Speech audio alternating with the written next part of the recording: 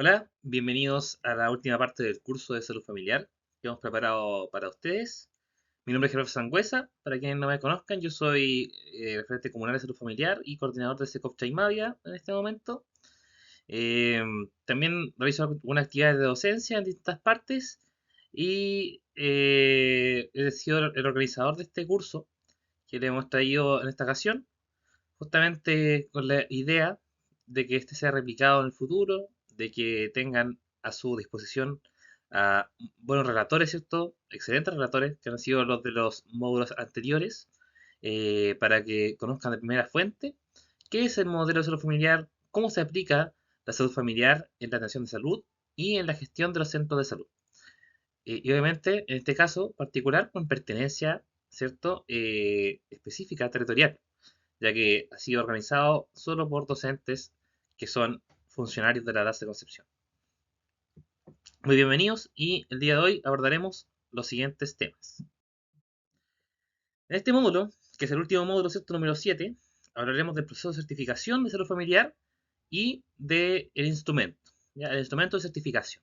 O sea, lo que vamos a hacer ahora justamente es un poco consolidar, ¿cierto? Todo lo que hemos visto en un último punto, ¿cierto? Que es cómo se evalúa esto, cómo finalmente se lleva a evaluación y se comprueba que realmente estamos haciendo lo que decimos que es esta salud familiar, ¿cierto? De la cual hemos hablado antes. Para eso, ya deben haber visto el modelo de gestión de salud familiar, con sus tres principios renunciables, ¿cierto? Y con sus 9 ejes estratégicos, dentro de los cuales hemos desarrollado algunos de ellos, ¿cierto? Probablemente ya Renzo le habló sobre aspectos relacionados con la intersectorialidad, con la promoción y participación, ¿cierto? También hemos abordado temáticas relacionadas con el enfoque familiar, con la atención abierta, ¿cierto? Obviamente hay ejes que son transversales, como lo que tiene que ver con la calidad, entonces todo eso ya lo hemos conversado. Pero lo interesante, ¿cierto? Que el instrumento hoy en día toma lo que vimos, ¿cierto? En la parte de salud familiar, que son los tres principios irrenunciables, ¿cierto? Que son centrados en la persona, continuidad e integralidad, y lo aborda también desde el punto de vista de la SICEP, ¿cierto? Que la SICEP, la estrategia de cuidados integrales centrada en la persona, que ustedes deben haber visto con la doctora León, tiene, funciona, ¿cierto? A tres niveles, ¿cierto? Cuando hablamos de la visión estratégica de la estrategia de cuidado integral, hablamos de que hay distintos tipos de beneficiarios o distintos tipos, en realidad, de stakeholders o interesados, ¿cierto? En esto, que tienen que ver con el sistema de salud chileno en el centro y las personas, las ciudadanos y ciudadanas o la comunidad, ¿cierto? Y el equipo de salud. Es decir, ¿cierto? Cuando la SICEP se implementa en los centros de salud, la idea, ¿cierto? Es abordar el cambio en estas tres dimensiones. Personas, en este caso, o usuario, en este caso particular, en situación de cronicidad, en eso se enfoca, ¿cierto? La SICEP, pues es su apellido. Los ciudadanos y ciudadanas, que son nuestra comunidad, ¿cierto? Nuestro eh, público objetivo en general, nuestra población a cargo, y el equipo de salud, ¿cierto? Que somos todos nosotros, los funcionarios de salud, que estamos en los centros. Para eso, nos regimos por estos documentos. Yo les voy a compartir, obviamente, dentro de un material complementario, que la idea es que ustedes lo revisen, lo lean, ¿cierto? Esto va a ser, está considerado dentro del tiempo del curso, la lectura del material complementario. Y obviamente los documentos básicos para poder comprender en esencia qué es el MAIS, qué es la salud familiar, son la orientación técnica sobre la certificación, ¿cierto? Y sobre el instrumento. Esas son las dos cosas. O sea, el modelo, por un lado, y por otro lado, el instrumento. El modelo es un poco, ¿cierto? Cómo, eh, qué es lo que se pide y también cómo se mide esto desde el punto de vista de la comuna, ya de cada comuna, ¿cierto? Cómo tributa esto al Ministerio de Salud que nos pide estas orientaciones, tiene ciertos indicadores, ¿cierto? Y el instrumento es cómo se personaliza la matriz de todas las cosas que hay que hacer. Muy parecido a, a lo que es la acreditación, ¿cierto? Ya que el instrumento de evaluación de salud familiar es un instrumento de calidad en la aplicación del modelo. Por eso es que se parece en este aspecto a la acreditación de calidad. También Estos dos documentos probablemente también lo hayan conversado, por lo menos ya han revisado los elementos básicos de esos documentos, que son, por ejemplo, el marco normativo de la SICEP, ¿cierto? Que actualmente está en revisión. Probablemente en un tiempo próximo tengamos una diferencia en este marco normativo y en el marco operativo. ¿Ya? El marco operativo de la SICEP, ¿cierto? Que este es el que ya se va a modificar probablemente y que digamos, tengamos una versión 2025 de este documento. También tenemos algunos otros documentos que ustedes debiesen conocer más o menos, que tienen directa relación con la SICEP y por ende con la salud familiar, ¿cierto? Que tiene que ver con la estrategia de cambio de conducta, herramientas para el apoyo de toma de decisiones, ¿cierto? Que tiene que ver mucho con la toma de decisiones compartidas en salud, que deben haberlo abordado también en la parte de SICEP, pero vamos a repasar un poquito de eso. Y el automanejo de las enfermedades crónicas no transmisibles, ¿cierto? Que recordad que cuando hablamos de enfermedad crónica no transmisible, no solamente hablamos de enfermedades cardiovasculares, ¿cierto? No confundir que de repente cuando se habla de paciente crónico se hace como se homologa este concepto a las personas que tienen condiciones cardiovasculares, pero no es esa es la realidad. Ya la realidad es que una condición crónica involucra a cualquier tipo de usuario que padezca eh, condiciones que se mantengan en el tiempo, ya sea, por ejemplo, una patología odontológica, una condición de salud mental, un dolor crónico, ¿cierto? Que se aborda desde la transdisciplina, o esa es la idea, ¿cierto? Y también se aborda desde esta lógica de automanejo, que todo esto se relaciona, todo esto tiene vínculos entre sí, lo que tiene que ver con la educación, lo que tiene que ver con la toma de decisiones, todo esto es parte de un ciclo, y eso es una de las cosas que quiere potenciar, obviamente, el modelo, ¿ya? Entonces, para demostrar que esto está ocurriendo realmente, todos los centros de salud y probablemente esto se haga en su centro, o sea, no probablemente, sino que estoy seguro que esto se hace en su centro, se hace obviamente desde la gestora o gestor de salud familiar que esté en su centro, pero también es un trabajo o en este caso, a mí me gusta más el concepto de transdisciplinario, es decir, que tenemos que hacerlo en un equipo en un comité, ¿cierto? Un grupo de personas que trabajen en esto. Esto no puede ser abordado desde una sola persona porque tenemos que involucrar procesos de distintas partes, ¿ya? Este proceso involucra a los comités técnicos, ¿cierto? A las jefaturas, a y a todos los integrantes del equipo, ¿cierto? Todo el equipo multidisciplinario que está en los centros de salud. Entonces, esta autoevaluación lo que nos hace, ¿cierto? Es entender cómo estamos de avanzados nosotros en la implementación de los mínimos necesarios que nos pide la pauta de certificación. Esta pauta, que vamos a conocer a continuación, nos orienta, ¿cierto?, sobre esta implementación y nos muestra las brechas, ¿cierto? Una brecha es la diferencia entre la calidad demostrada, ¿cierto?, y la calidad esperada. La calidad demostrada es lo que yo llevo hasta el momento, ¿cierto? Si a mí me piden, por ejemplo, que yo tengo que tener una forma sistemática de hacer eh, las solicitudes de ciudadanas, por ejemplo, la OIRS, ¿cierto? Y yo me doy cuenta que quizás existe un mecanismo, pero no está el protocolo o el mecanismo no está bien claro, ¿cierto? No está definido de forma adecuada o no se lleva de buena forma también el registro de las OIRS, ¿cierto? Hay una brecha entre lo que yo quisiera tener y lo que yo tengo actualmente, ¿cierto? Que esto no está todavía completamente implementado. Entonces, esa diferencia entre lo que yo quiero y lo que yo tengo es un aspecto de mejora. Y eso yo lo puedo mejorar, ¿cierto? En este plan. Y este plan de mejora es interesante porque yo lo asocio a un plan de gastos, ¿ya? Y el plan de gastos de los centros, afortunadamente, son recursos que puede definir cada uno de los centros. Por eso es que se asocia dinero. En el caso de algunos centros es poquito, en otros casos menos, o sea, no tan poquito, ¿ya? Pero en general son recursos que son agotados, pero nos sirven también para mejorar la implementación, en este caso, de las mejoras que necesitamos del modelo. También tenemos que realizar después de eso una solicitud de certificación. Y esto se hace posterior a la autoevaluación. Es el alcalde quien debe mandar una carta, ¿cierto?, solicitando la certificación al Servicio de Salud como comuna. Es decir, ya, o sea, dependiendo si el centro es autogestionado o si es de dependencia municipal. En nuestro caso, de dependencia municipal, ¿cierto? Debe ser el alcalde, pero cuando es autogestionado, lo hace el director. ¿Ya? Pero como somos todos centros, hablando, ¿cierto?, de los CESFA de la comuna, que dependen de la municipalidad, tenemos que solicitarle al alcalde, ¿cierto?, que haga una carta, que se la mande servicio, y el servicio, ¿cierto?, va a hacer la parte posterior, que es la supervisión del cumplimiento y la certificación de salud familiar en caso de que esto corresponda. ¿Ya? Hoy en día, la encuesta, perdón, el cuestionario, el instrumento en general, en realidad el instrumento, tiene características que son obligatorias y otras que son no obligatorias, ya igual que la pauta de acreditación. Y eso implica que yo puedo certificarme o no hacerlo. Si yo no cumplo con algo de lo que es obligatorio, obviamente no me certifico. ¿Ya? Y eso implica que yo tengo que cumplir al menos la mínima, el mínimo porcentaje, ¿cierto? El mínimo cumplimiento que me pide cada, cada componente. Eso lo vamos a ver a continuación. Entonces, aquí está el primer principio. Recordemos esto, el principio de centrado en las personas, ¿cierto? Que es uno de los tres principios renunciables. Y tenemos el componente, y los componentes son a qué punto, ¿cierto? En qué componente obviamente se aborda esto. Que puede ser comunidad, equipo de salud, ¿cierto? O persona y familia.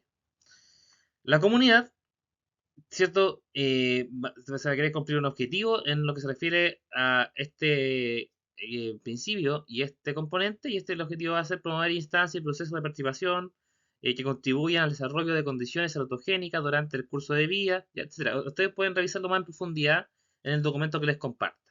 Pero lo que tienen que saber es que estos objetivos se relacionan a su vez con indicadores, que son el 1.1, 1.2 y 1.3 en el caso de este. Y en el 1.1 nosotros nos piden una comunidad capacitada en formulación de proyectos. ¿Ya? ¿Cómo hicimos esto? En el caso de la comuna, ¿cierto? Afortunadamente el año 2024 hicimos una actividad en conjunto con la Universidad de Santo Tomás, a través de vinculación con el medio. En otro caso particular, ¿cierto? Capacitamos eh, funcionarios y usuarios de los distintos centros de salud. ¿Cuál fue la gracia de esto? Eh, que se cumplió con esto, pero al mismo tiempo fortalecimos los lazos que tenemos con la universidad y a la vez con los vecinos, ¿cierto? De la comuna. Aquí lo que nos piden, ¿cierto? Es tener la planificación educativa, tener la actividad ejecutada, ¿cierto? Con la acta de asistencia y el plan educativo del último año. Esto lo tenemos cumplido, por ejemplo, a nivel de comuna, pero esto se trabajó de forma conjunta entre todos los centros de salud. ¿Ya? También es la existencia de proyectos comunitarios. Esto también se hace todo el tiempo, ya para que ustedes sepan, probablemente si trabajan en el área más psicosocial, específicamente los trabajadores sociales, en general se manejan con el área de proyectos. Los que trabajan en promoción y participación son generalmente quienes sí o sí deben encabezar esta temática en los centros de salud, pero aquí también nace esta importancia que tenemos de trabajar como equipo, o sea, que salud familiar, promoción y participación, ¿cierto? Siempre en conjunto con el resto del equipo puedan generar esta iniciativa. Y aquí lo que nos piden, ¿cierto?, es acompañar a las organizaciones en la formulación y ejecución de proyectos. Los más conocidos, obviamente, son las iniciativas de cuidado local, antiguamente llamadas buenas prácticas, ¿cierto? Que son proyectos de salud que las personas se adjudican, ¿cierto? En este caso, los centros de salud se adjudican en conjunto con las organizaciones sociales. Pero la idea es que esto se trabaje y que quede demostrado en actas o en otros medios verificadores, ¿cierto? Que esto se trabajó en conjunto con la comunidad. Ya que no fue algo que solamente se le ocurrió a alguien del equipo y que lo puso en un papel, sino que es algo que se debe trabajar en conjunto con sus comunidades. Y eso debe quedar plasmado, ¿cierto? Como todas las cosas, en algún documento. Y finalmente la evaluación, ¿cierto? De protocolo de buen trato, que tiene mucho que ver, ¿cierto? Con el Comité de Satisfacción Usuaria, ¿cierto? Que usa como insumo lo que son las OIRs, lo que son encuestas de satisfacción y lo que son los diagnósticos participativos comunitarios en materia de satisfacción usuaria, ya que eso es súper importante porque nos ayuda a establecer planes de mejora para que las personas se sientan más conformes con la atención. Es súper importante que estos planes de mejora sean lógicos, coherentes en primera instancia y que sean también abordables desde los recursos que tenemos, ¿cierto? Y de ahí la importancia también de que los facilitadores de estas instancias sean personas que realmente eh, conozcan la normativa, conozcan los recursos, tengan la posibilidad también de tomar decisiones y se articule, ¿cierto?, con quienes son las personas que finalmente van a modificar el funcionamiento o conseguir también alguna mejora. Para recordarse esto, más o menos qué es un proyecto, porque acá, obviamente, el punto uno nos pide capacitar a la gente en formulación de proyectos y el punto 1.2 nos pide que acompañemos a las comunidades en proyectos autogénicos, ¿cierto? Tenemos que entender primero que es un proyecto, ¿cierto? Y el proyecto es la unidad básica de la planificación. Es decir, es una serie de actividades, ¿cierto? Que tienen un objetivo, que tienen una estructura, ¿cierto? Y que tienen una disposición en el tiempo. Pueden hacerse mediante distintas metodologías, ¿ya? Metodología de, de teoría del cambio, metodología de matiz ecológico, ¿ya? Ahí van a haber distintas formas tanto de la creación, formulación como de la evaluación de proyectos. Y a su vez, estos proyectos pueden tener distintas vías de financiamiento. Algunos proyectos son parte de lo que nosotros tenemos que hacer como institución y otros proyectos son cosas que ¿cierto? Buscan financiarse mediante otras vías. Todo proyecto tiene que tener tiempo, alcance, costo, debe estar organizado y planificado, ¿cierto? Se debe gestionar con los interesados. De repente puede ser que nosotros no tengamos recursos, pero sí hay otras entidades que pueden ayudarnos a cumplir este objetivo.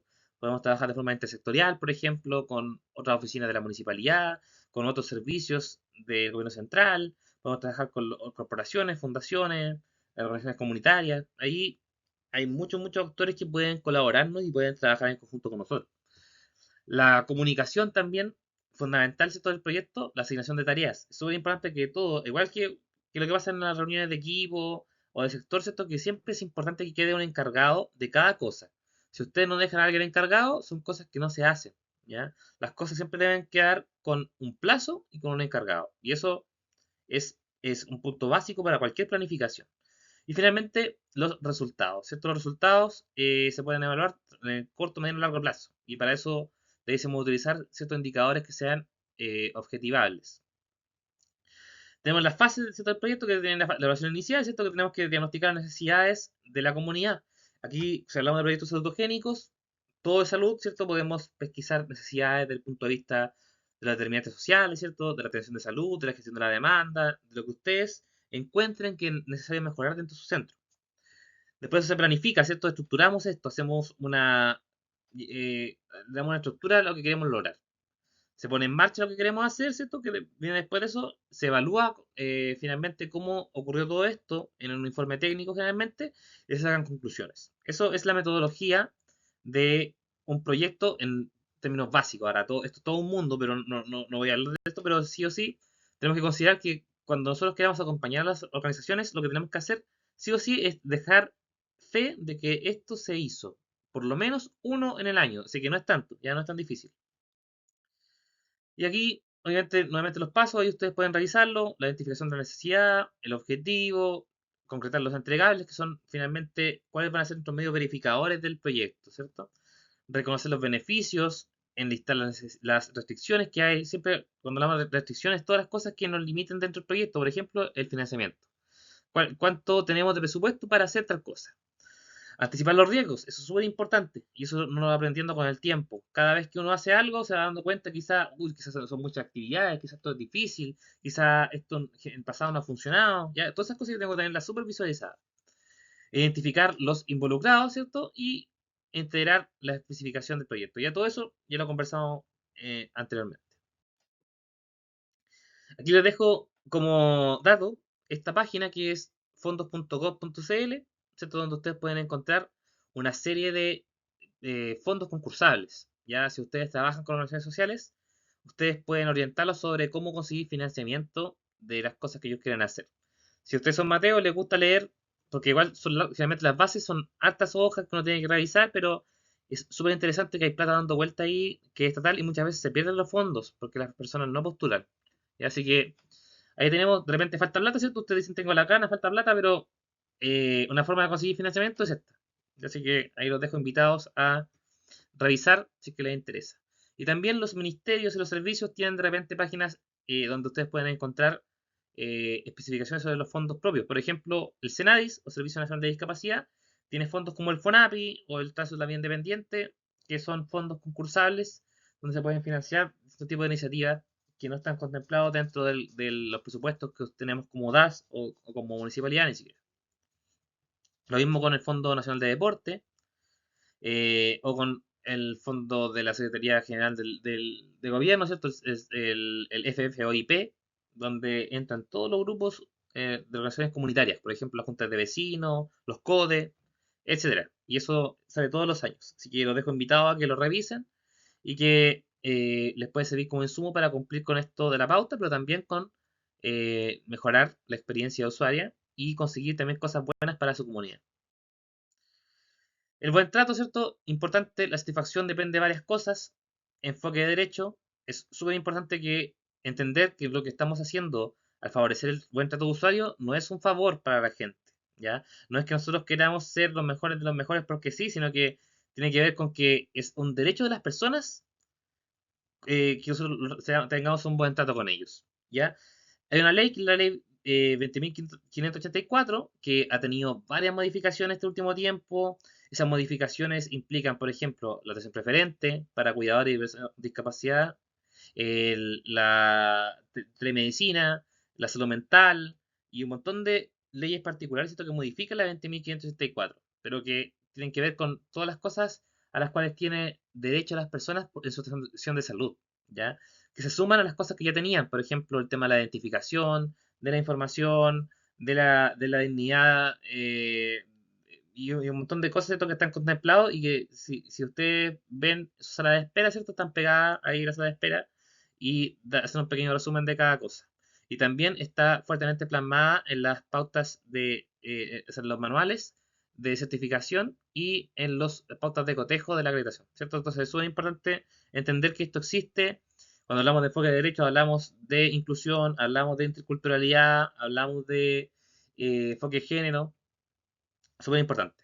La calidad de salud también es súper importante, como dije, está directamente, fuertemente relacionado con la acreditación de calidad, pero también con el concepto de calidad, es decir, con la calidad total, que decía hacer todas las cosas lo mejor posible, tanto en la percepción del usuario como en el cumplimiento de estándares mínimos. La participación social, o sea, no hay satisfacción sin participación. No podemos nosotros suponer que la gente va a estar más conforme con algo si es que no le preguntamos nada. Y finalmente, y súper importante, el comportamiento ético. Y probablemente en la parte de participación social entiendan súper bien el punto de que todo lo que implica la participación, lo que implica el buen trato, esto tiene que ver con un mínimo sentido común, pero también tiene que ver con no instrumentalizar y no mentir en la documentación que presentamos. Ya también tenemos que tener un compromiso ético porque eso es una obligación funcionaria y eso está contemplado también en la ley que nos rige. Así que súper importante tener en cuenta todos estos aspectos. Otro aspecto, aquí ya vamos a la segunda parte del instrumento, ¿cierto? Hablamos de lograr la equidad en el acceso de las personas y sus familias al servicio de salud, que también está parte del centro de las personas y familias, y acá hablamos de el 20% de los controles e ingresos deben estar en extensión, el agendamiento remoto de horas, ¿cierto? Ya sea por línea 6, por línea 800, por teléfono, ¿cierto? O por aplicaciones de pedir horas, ¿cierto? De forma digital online, ¿cierto? O agendamiento remoto a través de aplicaciones.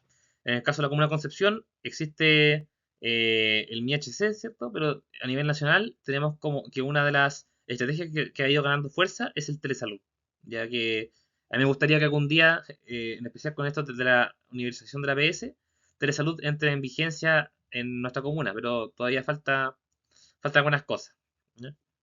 eh, Personas que reciben información sobre el funcionamiento de la red comunal. Existe un tutorial que lo voy a mostrar a continuación, ¿cierto? Y la idea es que la gente, ¿cierto?, pueda enterarse sobre el funcionamiento mínimo de los servicios, quiénes integran la red y un montón de cosas que son importantes en esto. Aquí les dejo un QR que ustedes pueden revisar el video de la base de concepción sobre la red comunal de salud y cada uno de los centros tiene un tutorial digital, ya que tenemos esta infografía que en algún momento va a estar en todos sus centros de salud, ¿cierto? Y que tiene un QR que permite verlo digital, ¿ya? El QR tiene información detallada y la idea es que las personas puedan tenerlo en su celular.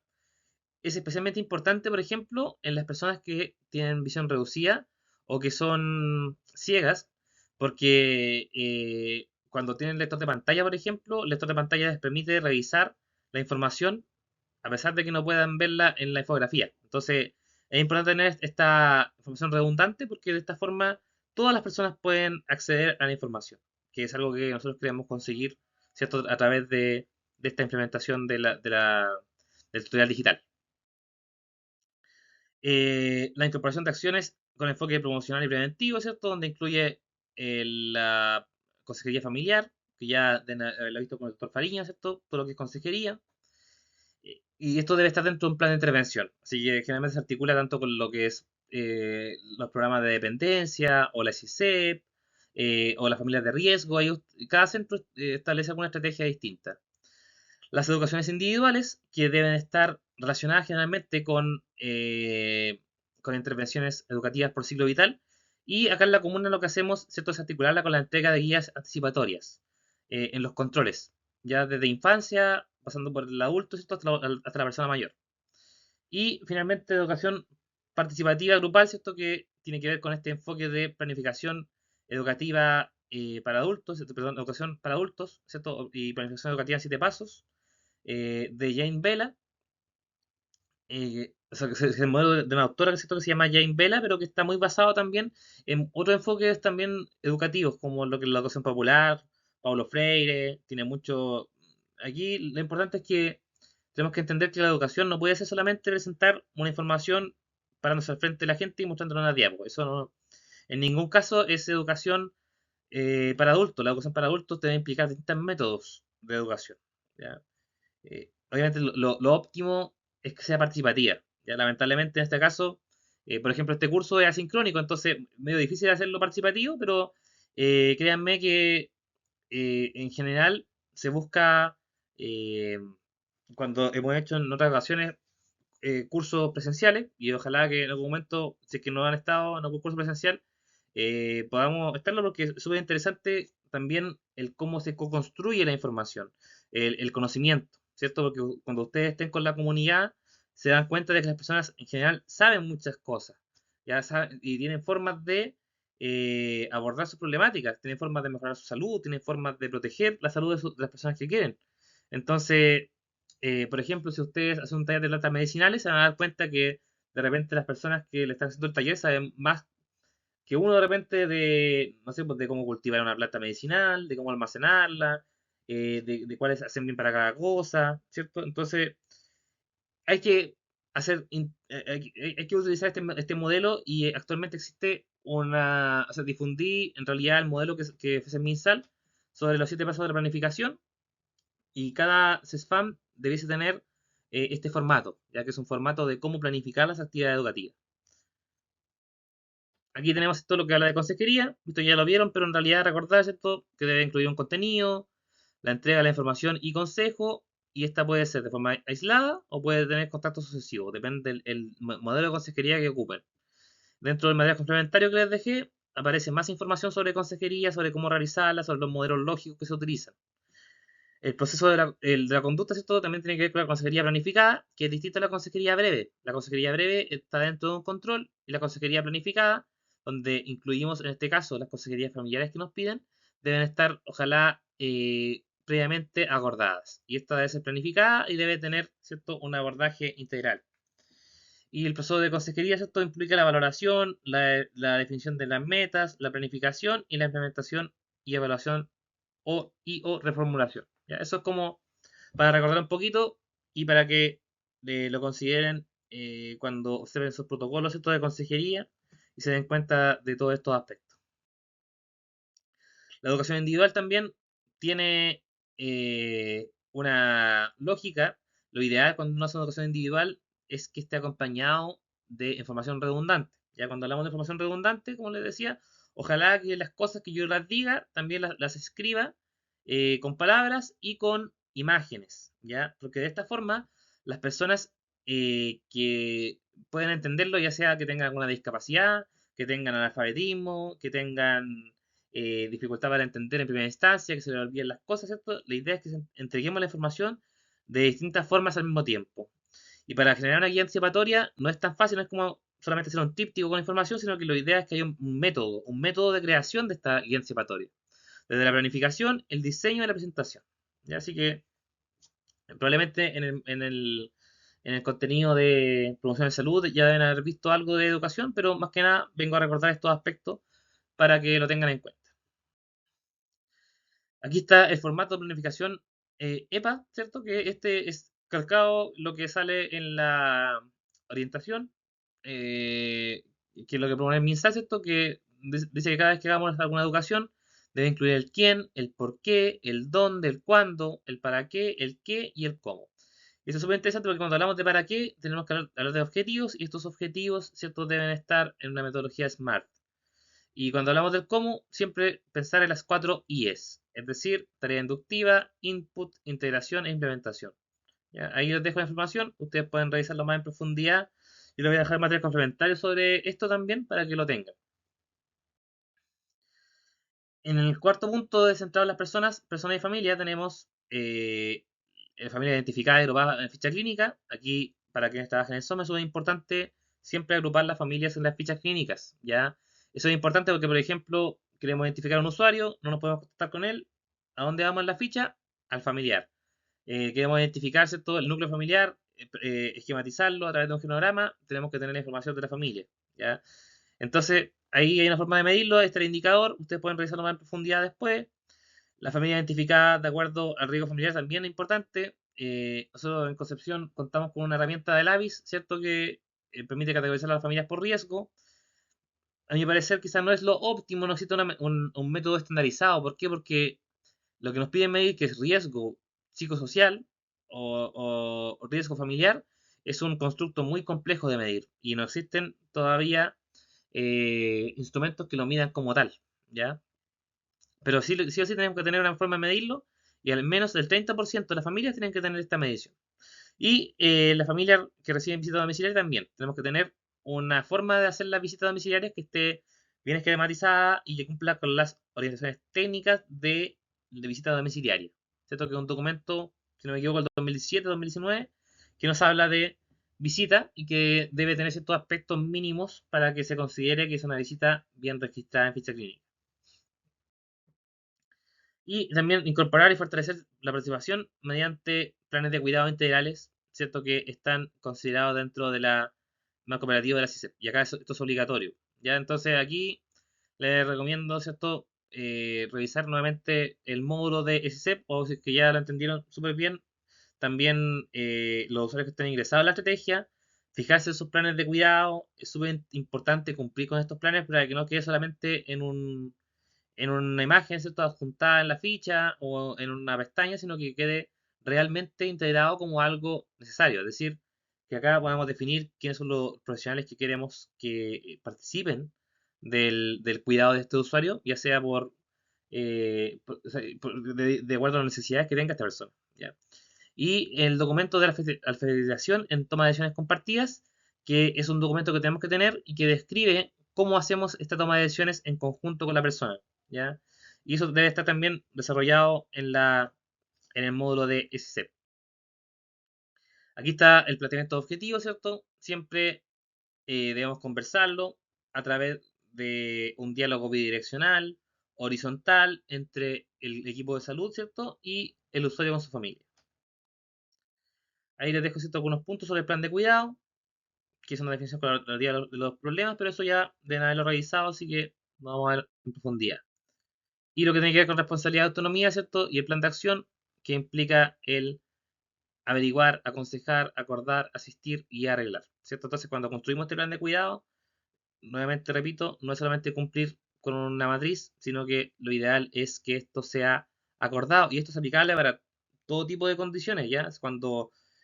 Pero la idea es que aquí, como estamos viendo el individuo como un todo, debe incluir, ojalá, todos los aspectos posibles priorizados por el usuario y por el equipo de salud, ¿cierto?, en la atención de esta persona y su familia.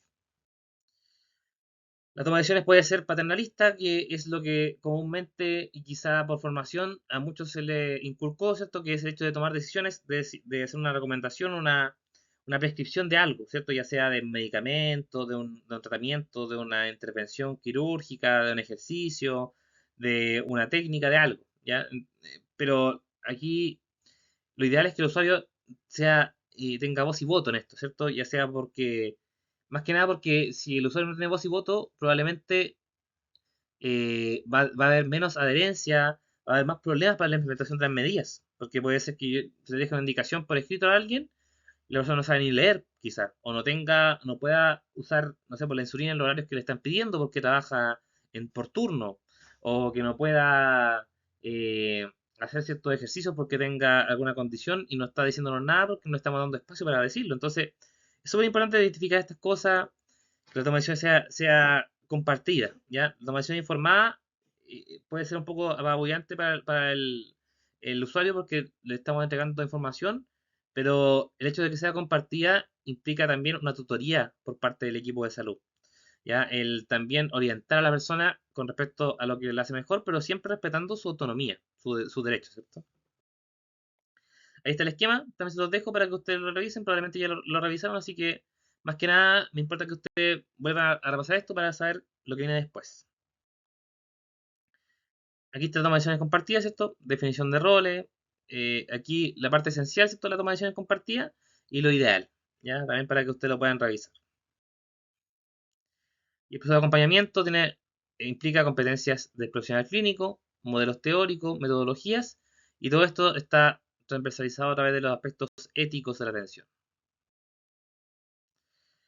Cuando hablamos en este caso, de centrar a las personas, pero de equipo de salud, hablamos de que se debe estar sectorizado la atención de salud, ya sea, aquí lo que se hace es un acto administrativo que determina, por ejemplo, los equipos de cabecera.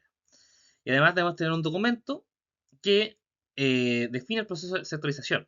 ¿Ya? El proceso de sectorización, que es el hecho de cómo se determinan los sectores que ustedes tienen en su CESFAM, debe cumplir con ciertas características, es decir, características demográficas, epidemiológicas, geográficas, ¿cierto? Y cuando no hacemos bien este proceso, lo que ocurre de repente es que los sectores no están adecuadamente divididos. Puede ser que tengamos muchos o muy pocos sectores, puede ser que estos sectores sean muy diferentes en cantidad de personas o en dificultad de atención o puede ser que los equipos no estén bien distribuidos. Entonces, este proceso no es solamente hacerlo por hacer, sino que tiene que tener una lógica súper importante y ojalá basado en la normativa técnica. Y finalmente van a revisar que las fichas, ¿cierto? Muestren que las personas fueron atendidas por sus respectivos equipos de cabecera. Ya, ojalá que los controles, al menos, las controles de salud mental, cardiovasculares, SICEP, etcétera, tengan un médico de cabecera, tengan una enfermera, tengan, ojalá, nutricionistas, kinesiólogos, fonoaudiólogos y todas las personas que integran el equipo, ¿cierto? Y que estos sean del sector, con el sentido de que, obviamente, la gente conozca a su equipo de cabecera y que no sea solamente atender por atender, porque si no se pierde la lógica del modelo, ¿ya? Y nuevamente la capacitación en toma de decisiones compartidas, que es una instancia, ¿cierto?, de donde se quiere, o sea, donde nos exigen que los equipos, al menos dos integrantes del equipo, estén capacitados en esta área en cada uno de los centros de salud. Cuando hablamos de comunidad, ¿cierto? Acá, por ejemplo, se nos pide el diagnóstico de salud comunitario, ¿cierto? Que es el clásico diagnóstico participativo, diagnóstico comunitario, etcétera. Pero esta vez nos piden algunas cosas distintas a lo que nos pedían antes. Ya nos piden enfoque de derecho, determinantes sociales, activos comunitarios en el territorio y acción del establecimiento. Esto es súper importante porque se articula con lo que va a venir después, que es el plan de salud comunitaria. ¿Ya? Y el diagnóstico tiene que ser hecho, ojalá, con alguna metodología participativa también. O sea, nuevamente, aquí la idea no es instrumentalizar esto y decir a la gente que hable y al final poner lo que a nosotros nos parezca que está bien, sino que la idea es que eso se trabaje en conjunto con la gente. Por eso es que tiene un enfoque de activos, tiene un enfoque de derechos humanos, tiene un enfoque... todo esto enfoque, ¿cierto?, que deben quedar plasmado en el informe mismo del diagnóstico y obviamente en el diagnóstico cuando lo realizamos con la comunidad. Eh, y ese nos va a entregar insumos, ¿cierto? Para que en conjunto con los lineamientos que vienen desde el MinSal, que vienen desde la comuna y que definimos como equipo, ¿cierto? Se plasmen en un plan de salud comunitario. ¿Ya? Eso es súper importante. Entonces, es un proceso metodológico que puede ser complejo, que si lo hacemos bien, créanme que es súper interesante. eh, y además de eso, nosotros con el Servicio de Salud y con la DAS venimos trabajando en conjunto entre promoción, participación y salud familiar. Entonces, lo que antes se hacía por separado y que hacía que muchas veces se hacían actividades duplicadas o que se entregaban muchos informes para cumplir o que nos pedían un formato de una cosa por un lado, un formato de una cosa por el otro. Hoy en día hemos logrado, ¿cierto? Y debo decir como equipo DAS ahí, que le un saludo también a quienes no conozcan a Cintia, que es la encargada de promoción y participación. Hemos tenido un trabajo en conjunto y con el servicio también para que esto se homologue y estos planes también tengan relación con el plan de promoción y con el plan de participación. O sea, que todo esto esté conectado y que no estemos remando cada uno por su lado. El diagnóstico entonces implica una convocatoria, ¿cierto? Eso es importante a quienes convocamos. Es importante que haya representación funcional y territorial. Es decir, cuando es territorial, ojalá todas las juntas de vecinos que estén implicadas acá. eh, También hablar, si hablamos de activos comunitarios, hablar de eh, instituciones, personas, etcétera, que estén en el territorio. Y ahí podemos invitar gente de las universidades, podemos invitar gente de las fundaciones, corporaciones, organizaciones comunitarias, de la municipalidad, ¿cierto? Nuestro respectivo territorial, nuestro respectivo delegado, nuestro respectivo, ¿cierto? Equipo de carabineros, de bomberos, etcétera. Lo que ustedes consideren que es trascendente e importante, que en algún momento nos puede ayudar y que nos puede aclarar de alguna forma también alguna necesidad y que nos puede ayudar también en el plan posterior. Así que, ojo ahí.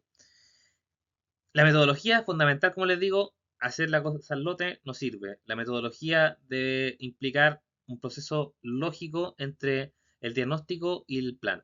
Y los objetivos, ¿cierto? El objetivo es súper importante, ya que el objetivo es el alma misma de qué es lo que queremos conseguir, ¿cierto? Si no planteamos bien el objetivo, si no sabemos lo que queremos, ¿cierto? Nunca vamos a conseguir lo que queremos porque no sabemos lo que queremos, o sea, algo obvio, ¿cierto? Y pasa mucho, ¿ah? Pasa mucho que la gente no sabe qué es exactamente lo que quiere. Entonces, a veces los objetivos se plantean como actividades, pero eso está mal. El objetivo debe ser, obviamente, lo que yo quiero conseguir en cada uno de los aspectos. ¿Ya? Eso debe quedar súper bien plasmado en el diagnóstico. Y finalmente, ¿cierto? Esto debe tener un plan de trabajo que debe tener un enfoque de activos comunitarios, es decir, que debemos trabajar sí o sí con lo que tenemos disponible. No solamente trabajar con nuestro equipo de salud, que es súper importante que debe ser ese trabajo mancomunado entre todas las profesiones, entre todas las personas que están en el centro, o gran parte de ellas, ¿cierto? Sino que también debemos saber reconocer quiénes son nuestros aliados estratégicos, ya como les decía, instituciones de educación superior, colegios, seguridad, desarrollo social, discapacidad, adulto mayor, etcétera. Y todo esto debe tener un enfoque de derecho, como les decía. Cuando hablamos de personas y familia, también en integralidad en este caso, hablamos de articulación de cuidados en salud a través del curso de vida, ¿cierto? Y aquí lo que se nos pide es tener un protocolo de crisis, perdón, este tener personas que inscritas en el establecimiento de atención primaria, ¿cierto? Que evidencian un plan de cuidados integrales, lo que hablábamos delante, ¿cierto? Con respecto a lo mismo de la SC. Contribuir la continuidad de los cuidados a través de la gestión de casos y aquí ojalá implementar la gestión de casos en los centros. Ya que la gestión de casos, vamos a ver a continuación de qué se trata, y también está vinculado a la estrategia de cuidado integral central de la persona. Probablemente esto ya lo vieron con la doctora León, así que no voy a profundizar, pero más que nada entender que lo que plantea MinSal hasta el momento, porque va a tener algunos cambios, es que debemos gestionar casos priorizados de usuarios que tengan, ojalá, multimorbilidad, sobre 5 patologías, porque son los que tres, ¿cierto? Que quizás no estén cumpliendo su plan de forma adecuada y que van a requerir más seguimientos que de costumbre, quizás, que el caso se presente en reunión de equipo, que se articule en la red, ¿cierto? Y además de eso, le puse dos veces presentación de caso, pero el otro era articulación, perdón, no articulación, sino que profesional de enlace. Ya, o sea, aquí la idea es que con el nivel secundario terciario nos pongamos de acuerdo, ¿cierto? Con el hospital base, que en nuestro caso es el hospital regional, principalmente, pero también con los otros hospitales también de servicio, que son el Hospital de Coronel, el Hospital de Lota, que hacen otras prestaciones también, y podamos priorizar ciertas interconsultas, más que nada. Ese es el objetivo de lo que es el profesional de enlace, ¿ya? Y que su equipo de CISEP tienen esos contactos y pueden solicitar la priorización de interconsulta. Así que, ahí, ojo ahí. Aquí está un esquema que probablemente ustedes ya lo revisaron, pero si no, se los dejo ahí también y pueden revisarlo en el material complementario que les dejé. Aquí en Integralidad y Equipo de Salud tenemos nuevamente aparece la SICEP, ¿cierto? Y acá nos piden la capacitación de las personas en esta estrategia. Ya que el año pasado probablemente muchos de ustedes hicieron un curso que conseguimos eh, con la DAS, que se licitó y que se abrió para la mayor parte de los, para todos los funcionarios que estaban disponibles, ¿ya? Que era lo básico, pues se llama el curso de herramientas básicas para la implementación del SICEP. Y ese curso debe tener cierto horario y eso ya se cumplió en la comuna, o sea, ya lo tenemos súper bien. Después de eso, la evaluación de requisitos mínimos de calidad en la implementación del SICEP. Y aquí van a pedirnos, ¿cierto?, que esté todo lo que ustedes hayan visto con la doctora León, los perfiles de cargo, ¿cierto? Por competencia y funciones difundidos entre los funcionarios. Aquí es súper importante que los perfiles de cargo de los centros estén difundidos, ¿ya? Eh, y los documentos de perfiles de cargo, ¿cierto? Deben tener por lo menos, ¿cierto? Los actores claves que son jefe SOME, encargado de agenda, jefe de sector, encargado de MAIS, SICEP, encargado de promoción y participación, ¿cierto? Esto debe estar explícito y ojalá estar en la hoja de vida de la persona, ¿ya? Con la toma de conocimiento de la persona. Eh, los funcionarios del sector de establecimiento capacitados en el MAIS, y por eso estamos haciendo este curso, ¿cierto? Porque nos piden también un porcentaje de un 80% de capacitación, de un curso de al menos 20 horas, ¿ya? Entonces eso es algo que debemos cumplir, pero también el hecho de que ustedes sepan esto es súper importante porque es lo básico, ya que es el modelo MAIS, es lo que a nosotros nos rige. Por eso se llama Centro de Salud Familiar, por eso se llama CESFAM. Y la planificación de actividades orientadas a la mejora, ¿cierto?, del bienestar de los funcionarios, y ahí tenemos la estrategia saludablemente, que lo voy a mostrar a continuación. Entonces, bueno, como les decía, calidad de implementación del SICEP, probablemente ustedes ya lo vieron, pero aquí tenemos las cosas mínimas del ingreso integral, registro en REM, ingreso según riesgo, plan consensuado, diagnóstico, anamnesia integral, valoración integral, tamizaje y plan de cuidado, ¿cierto? Meta, objetivo, acciones, seguimiento y, ojo, recomendación de activos. Eso que no se puede olvidar, que queda explícito en la ficha. Control integral, ¿cierto? El registro en el REM, según riesgo, actividad de otros programas, diagnóstico, etc. La anamnesia y valoración, ¿cierto? Esto va en todos los controles. Y el seguimiento a distancia, que también tiene cierto formato mínimo, donde está el mínimo necesario, ¿cierto? Y acá debe estar el diagnóstico correcto, seguimiento del plan de cuidado, revisión, objetivos, meta, necesidad, incorporar, recomendación de activo, todas esas cosas. Así que ahí se los dejo para como ayuda de memoria, para que cuando registren, quienes registren de CICEP tienen que tener eso súper bien registrado. Y como le hablaba saludablemente, ¿cierto? Saludablemente es un programa que en realidad es una estrategia, no un programa, sino que viene sin financiamiento desde el MinSal, pero que en Concepción se adjudicó un poco de dinero asociado también a este programa porque se logró cumplir con algunos puntos, ¿ya? Y implica, estamos en pandemia, el año 2021, para mejorar la salud mental de los funcionarios de salud, que implica una red de atención primaria con psicólogos. eh, lo que hay acá como protocolo es que se atienden de forma cruzada los funcionarios entre los psicólogos de los distintos CESFAM, pero quizás actualmente se comienza a implementar algunas diferencias. La capacidad de salud digital, ¿cierto? Sobre atención psicológica a distancia. Si ustedes entran al hospital digital, pueden encontrar eh, atención psicológica para funcionarios de salud disponible de forma remota, obviamente. Estrategia de comunicación de riesgo y capacitación de equipos en salud mental en primeras ayuda psicológica. Eso es lo que plantea más o menos la estrategia según lo que dice la página del MinSal. Aquí les dejo la matriz de saludablemente en Concepción, ¿ya? La matriz tiene ciertos componentes que son priorizados. Se dan cuenta, está prevención, eh, promoción, salud mental organizacional, ¿cierto? Y participación, articulación local.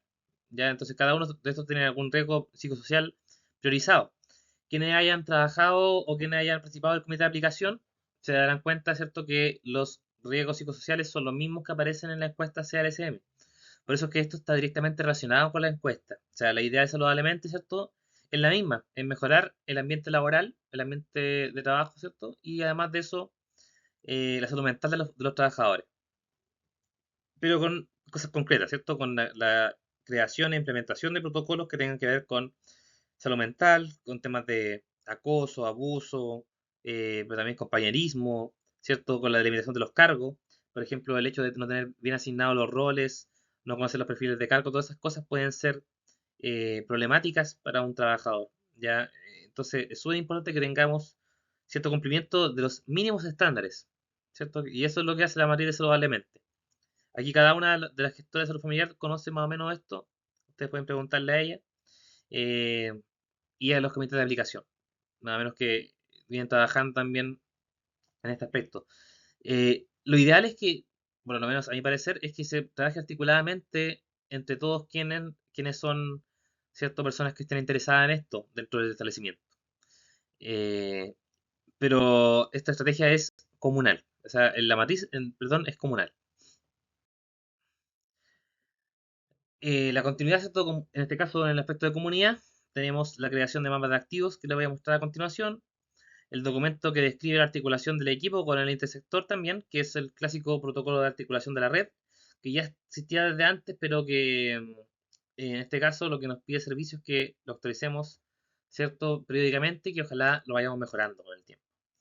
Y en el 2.1 nos pide nuevamente el plan de salud comunitaria, que ya es lo que habíamos visto antes, pero en este caso nos dice que es muy importante esta gestión intersectorial de activos. ¿Ya? Entonces, un activo en este sector estos son fundamentales para que el equipo de salud tenga más herramientas para poder mejorar la salud de las personas. Porque la salud, como le habrá dicho la doctora Sandoval, no solamente es atender gente, ¿cierto? Un servicio de atención clínica, sino que la salud es un completo estado de bienestar físico, psicológico y social. Y para eso tenemos que abordar los determinantes sociales de la salud. Y esto lo podemos hacer solamente si que trabajamos en conjunto a los activos del lugar donde estamos y al intersector.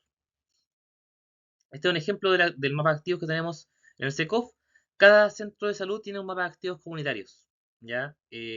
Algunos están y otros no están de formato físico, pero créanme que en algún momento todos debiesen tener su mapa. Listo. Pero digitales existen, al parecer ya están casi todos listos. ¿Ya? Así que la idea de esto es identificar, ¿cierto?, los activos que tenemos y convertirlo en un mapa. En este caso, lo que ocupamos fue la herramienta de My Maps, que está en Google Maps.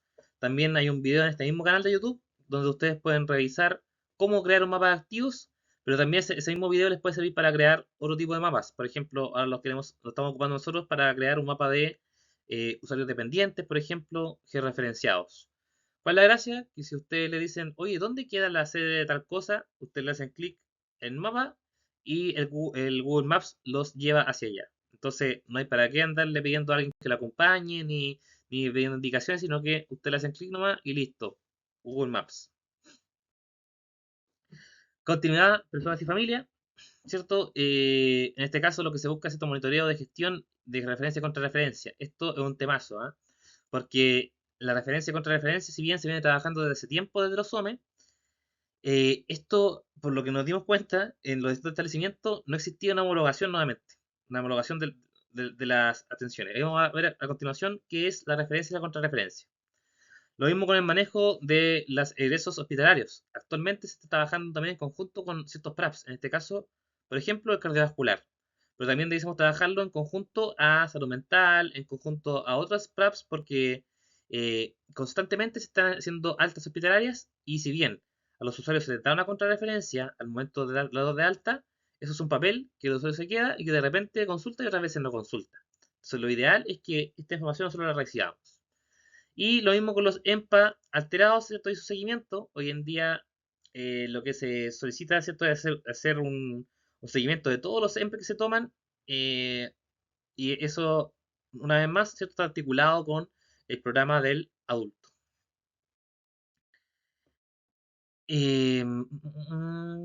También tenemos, ¿cierto? El trabajo con el enfoque familiar, el equipo de sector, ¿cierto? Acá hablamos del análisis de casos. Aquí yo nuevamente lo articulaba con, por ejemplo, la gestión de casos del SCEP, ¿ya? Pero no es necesario, o sea, no es obligatorio que sea lo mismo, pero lo ideal es que esto esté articulado, ¿ya? El rescate efectivo de personas, también importante, o sea, esto está articulado con el tema de las altas, perdón, de las atenciones de urgencia.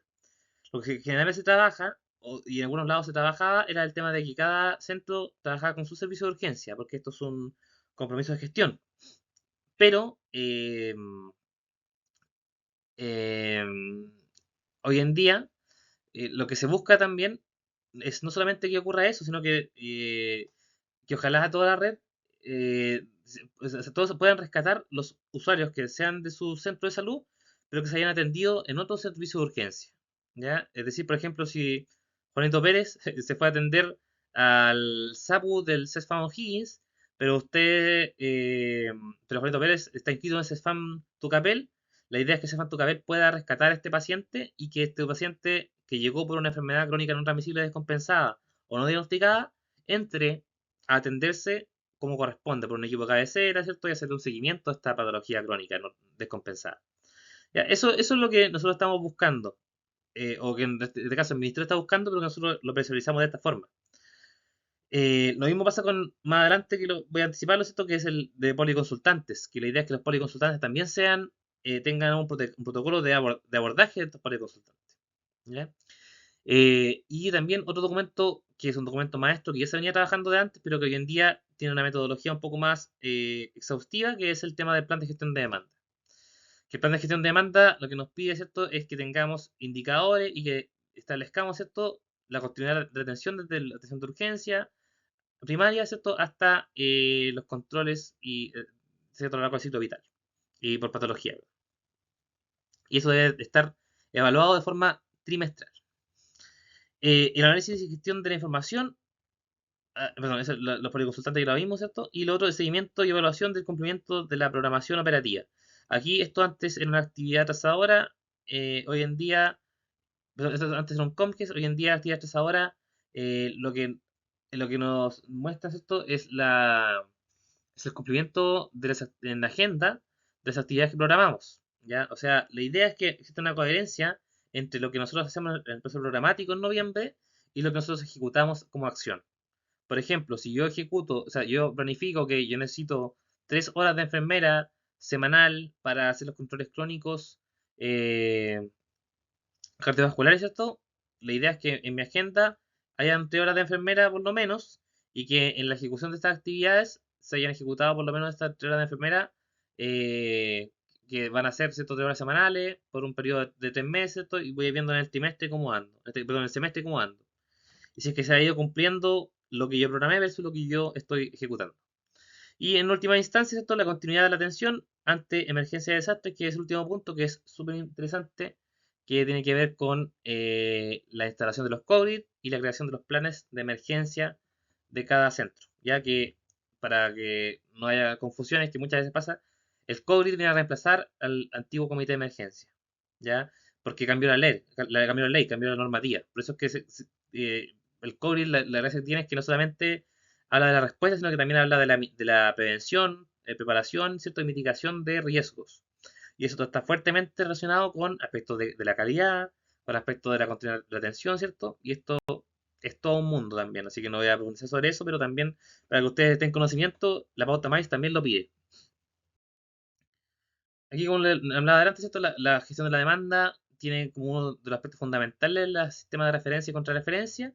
La referencia es desde, ¿cierto?, el nivel, en este caso primario, a un nivel superior, es decir, la emisión, en este caso, solicitud de interconsulta, por ejemplo, es una referencia. Y la contrarreferencia es como este nivel de mayor complejidad, ¿cierto?, lleva o devuelve esta información. Acá se define como conjunto de actividades administrativas asistenciales que definen la referencia del usuario de un establecimiento de salud de menor a otro de mayor capacidad resolutiva y la contrarreferencia, bueno, lo mismo que les decía. Así que, para que más que nada va a recordarlo. Y esto, como les decía, está relacionado con la gestión de la demanda. Y aquí cada centro define más o menos cómo se distribuyen esto, pero los encargados de SOME tienen una directa relación con esto. Tienen un constante seguimiento de ciertos COMGES, ¿cierto? COMGES de Hospital Digital, eh, COMGES de Interconsulta, todas esas cosas. deben sí o sí participar en el plan de gestión de demanda, ¿cierto? En la elaboración de indicadores, en, en cómo finalmente el SOME finalmente es quien gestiona la demanda, entonces no tendría sentido que no fuese así. Eh, y la idea es que lo que ustedes tienen por escrito sea realmente lo que hacen. Es decir, por ejemplo, si hay un gestor un gestor de citas, ¿cierto? Que es, no sé, pues el encargado de sector o el encargado de SOM en particular, que es quien determina, no sé, pues si es sobre cupo, si es que se modifica una hora, si es que se bloquea una agenda, ¿cierto? Esa persona tiene que tomar esa responsabilidad y tiene que favorecer de la mejor forma posible el cumplimiento normativo de lo que están pidiendo. Y los modelos de agenda, como les decía, deben estar coherentemente relacionados con todo lo que hemos hablado anteriormente. El administrativo test, ¿cierto? Tiene que ver con la dación de horas, ¿cierto?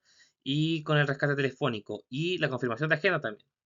Y los gestores, ya sea cuando hablamos de programa o gestores de sector, tienen directa relación con la programación y con la gestión de las agendas. Finalmente, para terminar, ¿cierto? eh, Emergencia de desastre es un aspecto fundamental de la atención, ya que, por ejemplo, ante una emergencia que puede o no generar un desastre, el desastre finalmente es una consecuencia de la emergencia cuando no estamos bien preparados. Porque podría ser que quizá un desastre ocurra porque es algo externo muy, muy grave, pero también si estamos bien preparados puede ser que no se convierta en un desastre. Y para eso es súper importante que generemos toda la metodología de GRD, ¿cierto? Que es la gestión de riesgo de desastre. Desde la conformación de este comité, que es el Comité de Gestión de Riesgo de Desastre, COGRID, la metodología de análisis de la autoevaluación de los riesgos a los que estamos expuestos, de las amenazas a las que estamos expuestos, ¿cierto? Con las 5 amenazas obligatorias y las que ustedes consideren también pertinente incluir, y el subsecuente plan de mejora que se trabaja en conjunto con nuestro organismo asegurador, perdón, nuestro organismo de seguro laboral, en este caso, que es la mutual. Entonces, esto da para mucho, pero lo importante es que ustedes tienen que saber que esto también tributa al MAIS, porque el MAIS, como les dije, es todo, es el modelo de gestión. Entonces, no hay ningún aspecto que no esté involucrado en este modelo de gestión. Entonces, con eso ya estaría finalizando. Fue un repaso bien somero de lo que se trata la salud familiar en el aspecto de la certificación de la misma. Espero que haya sido de utilidad y también le haya aclarado algunos aspectos. Esta es una imagen que sacamos de una capacitación que hicimos el año 2024 en el CESFAN Tucapel, pero que fue para la comuna, ¿ya? Y que fue muy enriquecedor, igual que todas las otras capacitaciones que hemos gestionado desde la Dirección de Salud de Concepción. Así que, nada, pues espero que les sirva de utilidad. Ahí ustedes podrán encontrar eh, mayor información en el material complementario que les dejé.